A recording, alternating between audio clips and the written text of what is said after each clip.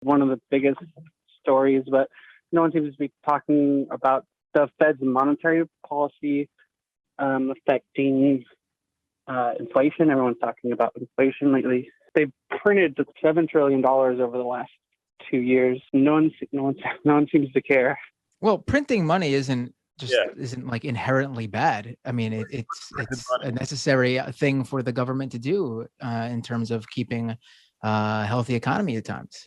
Whether it's inherently bad is a different story, but it's the sheer amount. It's unprecedented. The amount. It is unprecedented. The QE won't. Yeah, it's true. We're in a new sort of era where the government is underwriting basically corporate America.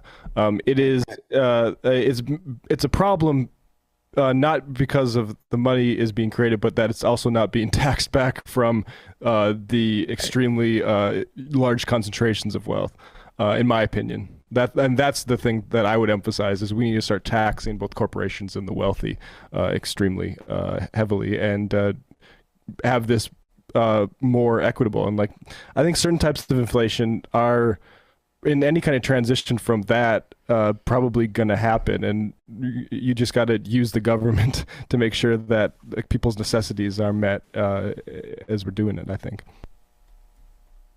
Let me ask you what you have heard about the housing market bubble causes.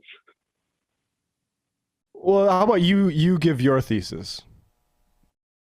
All right. Well, starting in March of 2020, the Fed starts the buying of mortgage-backed securities and bonds, and they keep buying. They're still buying.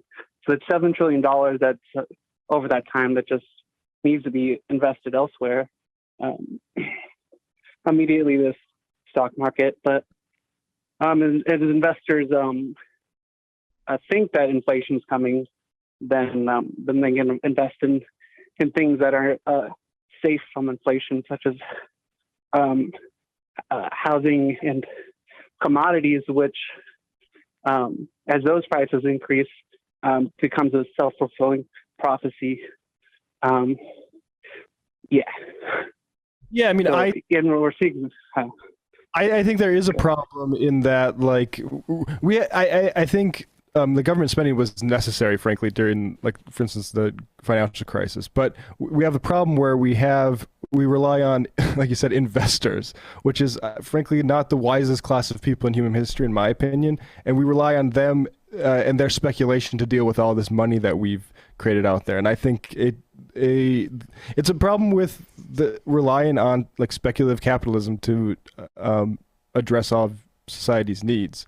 And I think it probably will create a problem, but ultimately, I think focusing on it as the government spending is just not quite the right way in on this. I'm not I'm not talking about government. It's not government spending. It's the Federal Reserve buying up the government's debt.